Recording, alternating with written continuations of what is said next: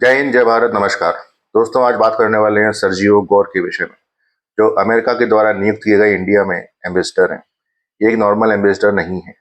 पहली बात, ये ट्रम्प के काफी करीबी इंसान हैं, जिनको ट्रम्प ने इंडिया में भेजा है इंडिया को संभालने के लिए और इंडिया के आसपास की कंट्रीज को संभालने के लिए। एक स्पेशल इन्वॉय हैं सेंट्रल और साउथर्न एशिया की कंट्रीज के लिए।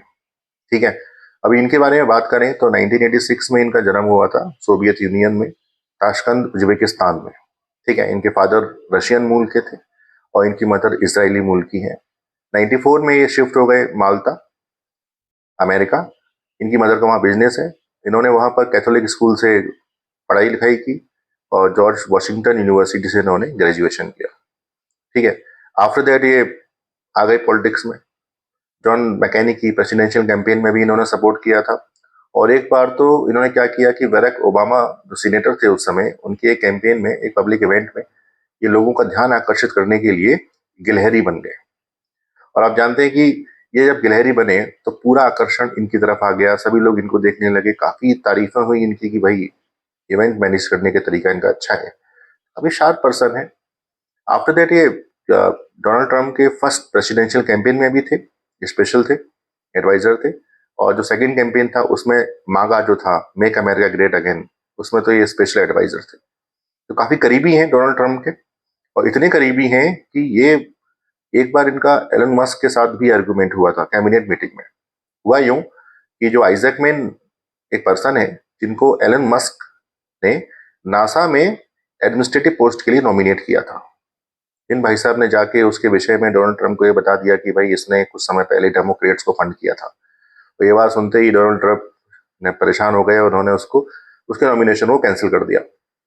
जब मस्क को ये पता चला तो भाई वो बहुत गुस्सा आया, उसको बहुत नाराज हुआ। वो उसने पब्लिकली इस बंदे के विषय में ये बोला कि ये तो स्नेक है। और स्नेक आप समझते हैं कि इसका मतलब क्या होता है, कि वो बंदे जो साथ में रहते हैं लेकिन डस लेते हैं। ये हैं मिस्टर सर्जियो गोर, से या सर्जियो गोरस्की, उनका रियल नाम है। अभी ट्रम्प ने अगस्त में इनको नॉमिनेट किया है इंडिया में as a diplomat, as a ambassador. अभी ये एम्बेसडर बन के इंडिया में आएंगे और इंडिया के आसपास की जो कंट्रीज हैं, जितने भी सेंट्रल और साउथर्न पैसिफिक की कंट्रीज हैं, बांग्लादेश है, म्यांमार है, श्रीलंका है, नेपाल है, अफगानिस्तान, पाकिस्तान, इन सब के जितने भी एम्बेसडर हैं वो इसे रिपोर्ट करेंगे और ये बताएगा उनको कि तुम्हें क्या करना है, क्या स्टेटमेंट देना है, क्या स्टेटमेंट नहीं देना, किस पॉलिसी को सपोर्ट करना है, अपोजिशन से क्या बात करनी है, कैसे माहौल बनाना है। क्योंकि भाई देखो, अमेरिका का हमेशा से ये रहा है कि जो कंट्रीज उसका सपोर्ट नहीं करती हैं उसे वो पसंद नहीं करता है। ठीक है। और अमेरिका ने इंडिया के ऊपर 50% टैरिफ लगाया है।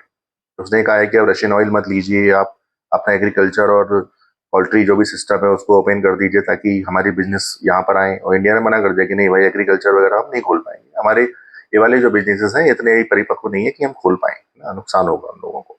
और सही कदम है। और रही बात रशियन ऑयल की, तो इंडिया की जरूरत है रशियन ऑयल खरीदना। ठीक है। हमें अगर कम रेटों पे ऑयल मिल रहा है, रशिया से मिल रहा है, तो हम वो लेंगे। और बेसिकली वो लेना भी जरूरी है। अगर हम वो नहीं लेंगे तो फिर ऑयल का रेट मार्केट में बढ़ जाएगा, बहुत इंक्रीज कर जाएगा। और इंडिया ले या ना ले, ये बताने वाला कोई और कंट्री कौन होता है। तो भाई इंडिया का स्टैंड तो एकदम क्लियर है कि हम ये नहीं करने वाले, लेकिन अमेरिका को ये बात पसंद नहीं आ रही है। और अमेरिका ये चाहता है कि इंडिया उसकी पॉलिसीज को माने, झुके। इंडिया नहीं झुकने वाला। तो भाई जो कंट्रीज अमेरिका की पॉलिसी को नहीं मानती हैं, अमेरिका उससे बहुत नाराज होता है और षड्यंत्र स्टार्ट हो जाते हैं।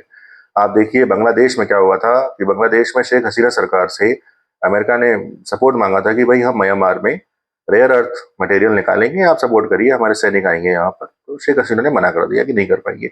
उसके बाद अमेरिका ने क्या किया भाई, वहां के जितने भी अपोजिशंस थे और जो स्टूडेंट्स यूनियंस थे उनसे कितना अराजकता करवाया, सड़कों पर लोग आ गए, कितनी हत्याएं हुई।